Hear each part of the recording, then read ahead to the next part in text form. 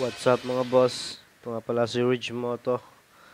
For today's video mga boss, magbubuo na tayo nitong ating binubong Temex 155 pero motor star talaga yung makina niyan. So, ito may hole na bearing sa harap. Tapos Temex 155 na tank. So, galing Shopee. Murang-mura lang yan mga boss, budget mail. Hindi na yan original, no? Yan, kulay red. So, kung gusto nyo ganyan tangke, order lang kayo sa Shopee mga boss, okay naman. Yan, 1,500. Pwede na. Tapos ito yung susihan, pang TMX 125 naman, Alpha. Magkasama na yan, tank cap at saka yung susihan binili ko. Sa 150 lang yata yan. Yan, mura-mura lang yan. 150 o 200 yata, nakalimutan ko na yung presyo. So, yan. Medyo manipis lang yung rubber niya. Siguro bandang huli yan na pag may gasolina is lalambot. So kung may natabi pa kayong lumang tank cap na rubber yung original, maganda ipalit. Pwede na yun. So ayan, yung wire niya, 4 wire din. So goods yan. Isang susi lang para sa tangke at saka susian.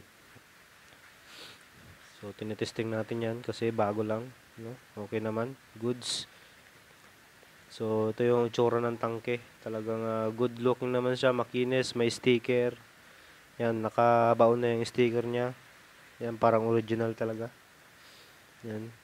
So, ito yung ating chassis, no? Hindi ko na napakita yung na-repaint yan kasi pangit yung panahon.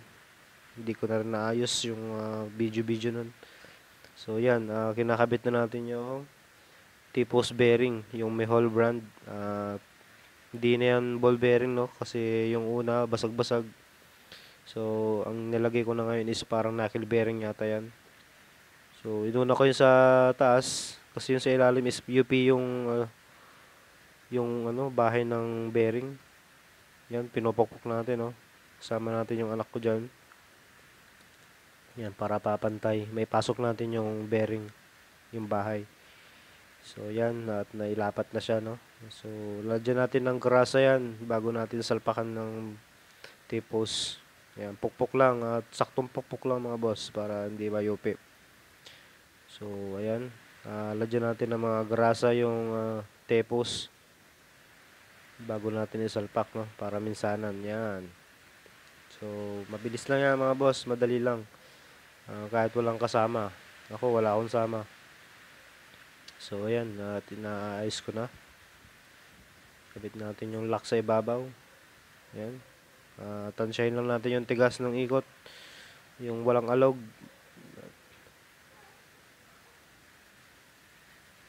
So, ayan. May dadagdagan pa natin ng grasa pala.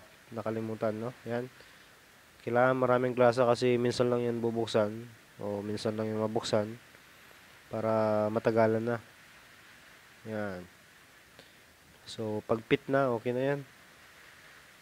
So, salpak naman natin ng front shock niya, no? Yung front shock. So, yan yung tindig niya. Yan, yung front shock is luma pa, wala pang pamalit. At inuna ko, okay pa naman yan. So, inuna ko lang yung talagang mga sira na pinalitan natin para mabulang siya. So, ayan, galing junk shop, yung front shock cover ng TMX, yan, okay pa. Repaint na lang natin yan ng red kasama nung side cover at saka nung mga niya, hub cover. So, ayan, kabit natin, ipit na natin. So, siyempre, pag napit na, yan, i-align na natin yan kung pantay ba yung tayo niya, no? So, ayan, pukpok na lang konti. So, gamitan ng basahan para hindi masira ang pinturang bagong repaint pa naman. So, salamat sa panonood mga boss. Kung hindi pa kayo nakasubscribe, please consider to subscribe to my YouTube channel. Pahingin na naman ng kunting suportan nyo mga boss. Salamat po. So, ayan. At ina-align na natin yung lowered niya kung gaano kataas yan. So, medyo ibababa ko muna siya. Pero i-align ko na lang ulit yan pagka nabuo na talaga. So, ayan. Siyempre, kabit na natin yung 4 na tornilyo. Size 10 mm sa taas at 12 mm sa baba. So, siyempre, merenda muna tayo. Ayan, kabit na natin yung shock sa likod para makabit natin yung gulong harap at saka likod. So, ayan yung anak ko to at mahilig yan tumulong-tulong sa akin pag may ginagawa akong motor. So, ito yung gulong sa likod. Ayan, pambundok.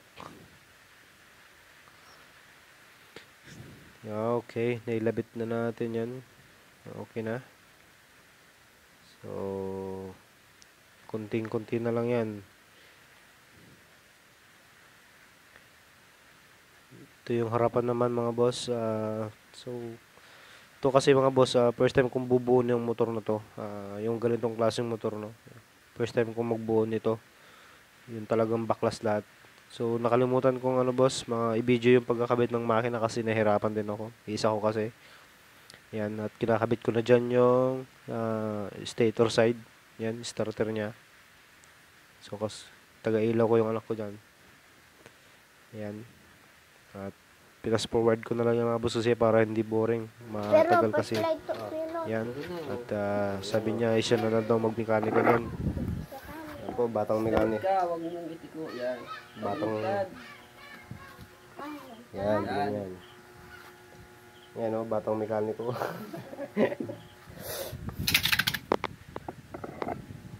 Subscribe na po kasi channel niya. Jolox. Yan nga mga boss, pinagbigyan natin siya, no? Yan. So, bandang huli, magiging mekaniko din yan. Baka mas magaling pa yan sa akin. So, yan.